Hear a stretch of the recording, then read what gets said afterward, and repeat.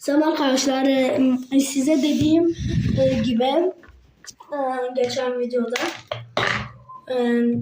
hani şu şey deneme vardı ya, daha aklıma gelmedi, şimdi geldi, süpürge.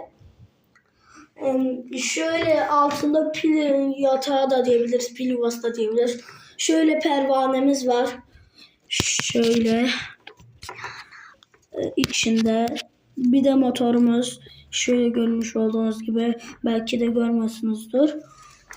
Şimdi bizim bir de şurada butonumuz var. Şöyle açıyoruz, bastığımızda şöyle de yine bastığımızda da kapanıyor. Yani bunun gibi değil. Bu böyle. Şöyle basılı tutacağız. Sonra basılı tuttuktan sonra bıraktığımızda sönecek yani. Yani öyle olacak. Şimdi şöyle bir deneyelim.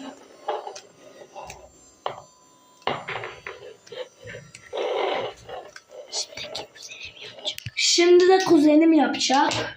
Arkadaşlar şunu ona ayırdım. Şimdi ben çekeceğim.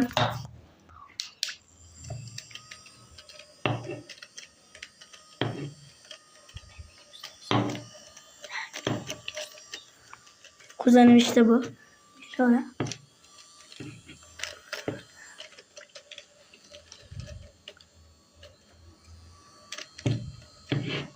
Bunun kapağı nerede tam olarak bilmiyorum.